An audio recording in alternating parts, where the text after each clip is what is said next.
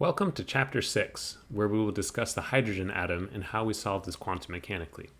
So you remember back at the beginning of the class, we looked at the Bohr model for the hydrogen atom, and I said that this was wrong.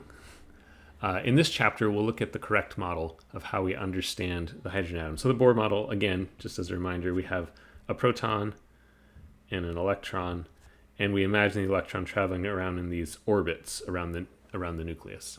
And this is not what's actually happening. Now, the solution to the hydrogen atom is really, really important in chemistry. So the wave functions that we're going to see will look very familiar because you've seen these even starting possibly back in high school chemistry, right? These are what we call the orbitals.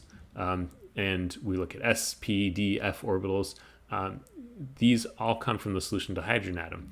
And while we can't exactly solve systems bigger than the hydrogen atom, even the helium atom we can't solve exactly, the hydrogen atom forms the basis of all the solutions that we make and all the approximations we make to look at bigger atoms and eventually molecules.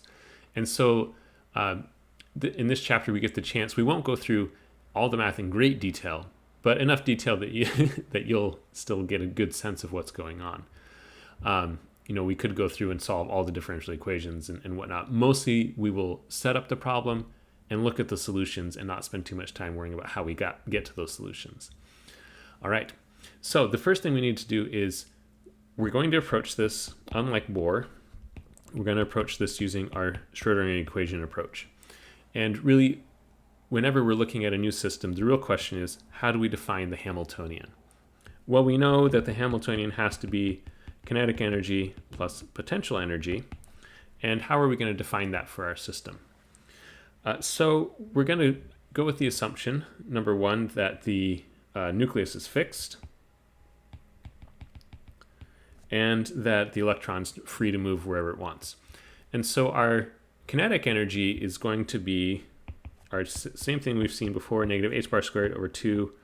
And here we're going to put in specifically the mass of the electron.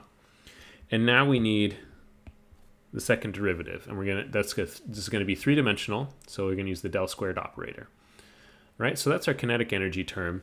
And then for the potential energy, what we have is we have a positive charge on the nucleus, where it's just a single proton, and a negative charge on our electron.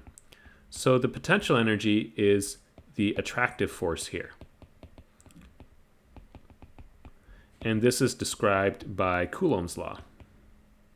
Let's see if I can spell his name right. So Coulomb's law tells us how positive and negative charges interact with each other. And so the Coulomb potential is given by the charges squared. So we'll end up with negative E squared.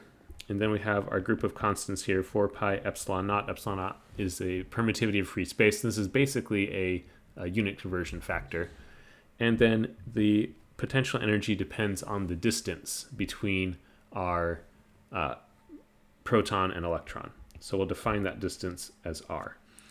And since this is a spherically symmetric problem, right, we're considering the nucleus fixed, we're going to use spherical coordinates to solve our problem here.